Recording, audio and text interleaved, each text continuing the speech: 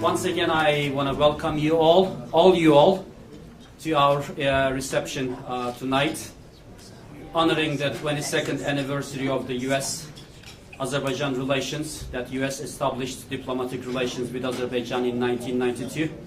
Also remembering Khojaly Tragedy, which took place on February 26, 1992. First of all, I want to thank Congressman Ted Poe for becoming our congressional sponsor for this room. I guess he's on the way walking towards us right now. And then on the other hand, I want to thank the embassy helping us a lot to organize tonight's reception.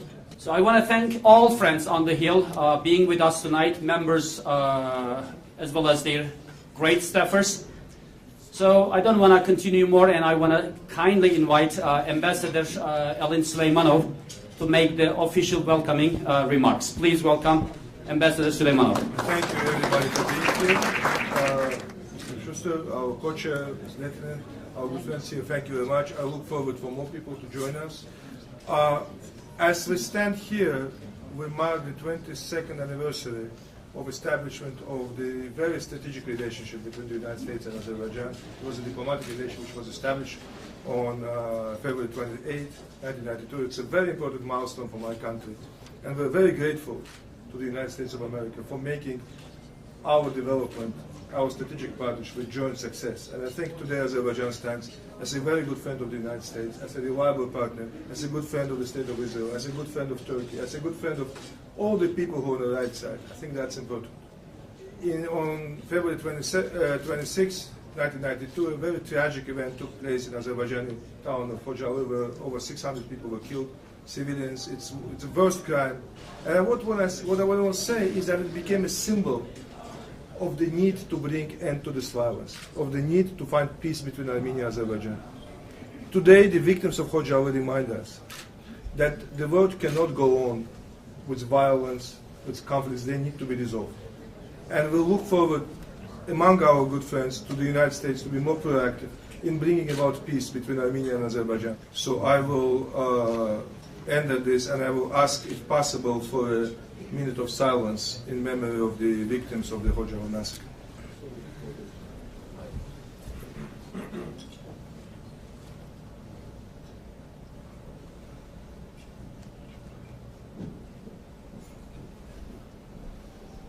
There are 600 voices in the grave that are crying out for justice. And those voices cannot be silenced because of time. And it is important that the world community understand the tragedy, the massacre, the murder. We come together to recognize the people of Azerbaijan, to recognize and strengthen the U.S.-Azerbaijan relationship, but more importantly, to commemorate this sad, tragic massacre.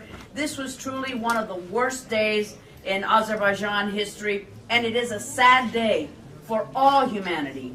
Today, we honor the memories of those who perished by recommitting ourselves to the U.S.-Azerbaijan relationship. You are a key strategic partner, or you have been since the collapse of the Soviet Union. You turned to America and said, we're with you. And then you certainly proved it on 9/11 in 2001. You were one of the first, if not the first nation, to call the United States of America and said, we're standing with you. I spent 9 years in the United States Navy, and I know what a great ally Azerbaijan was and is on the war on terror. You put a hospital in your country for troops who were wounded, got medical attention as quickly as possible. When routes to Afghanistan were shut off by unfriendly countries, you stepped up and let us resupply our troops in harm's way. So on behalf of all military servicemen, the people of the great state of Texas and Texas 22, I want to say thank you, thank you, thank you for great friends, Azerbaijan. The message of the ambassador that may this tragedy be turned into give us more impetus for peace in the South Caucasus, and for the United States to be as involved as possible in attaining that peace, and peace would be, and security for the people of Azerbaijan will bring the true justice to this tragedy. You know, whenever we reflect on a time where war takes from us those we love, families who have been disrupted by such a tragic event, it is quite fitting that we memorialize and look back. You know, where literally hundreds of people were killed, and not only hundreds of people were killed, but some families completely wiped out. So again, but on a positive note, we have a strong relationship between our two countries. We share a friendship, United States, Azerbaijan, and of course Israel, and that's what's so important. It's a tough part of the world, as we know, and it's great to have friends like Azerbaijan with the United States. A lot of people don't recognize this, but the state of Oklahoma, the National Guard, has a state partnership program with Azerbaijan where we do senior military exchanges. We of course do training, and certainly Azerbaijan has 1,500 soldiers fighting side by side with Americans in Afghanistan. And it's also true that Azerbaijan is not just helping the United States with its security, but Azerbaijan is interestingly helping the world with security. This is a very special event. It is important for us to get a chance to say thank you for recognizing the work that you're doing on behalf of the United States and developing these partnerships and developing efforts that range from energy and economic development to making sure that our national interests for both countries are protected and shared. I want to thank all of y'all for having this shared vision. Vision of friendship, of this mutual respect for each other. Thank you for being a friend. Mr. Imamir Hasanov, the Azerbaijani Kamancha master, will play his Kamancha and will pay tribute to those 613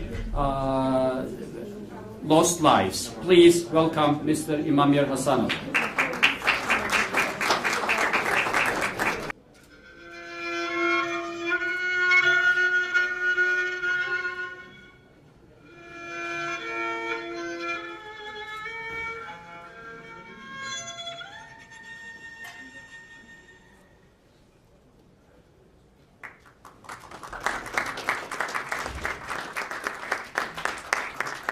The tragedy has been, what we're here today to remember.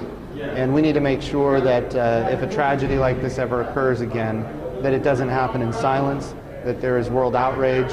And what we really need to do is make sure that a tragedy like this never happens again.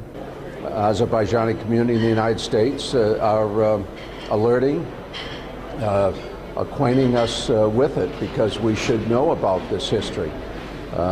This was a crime against humanity.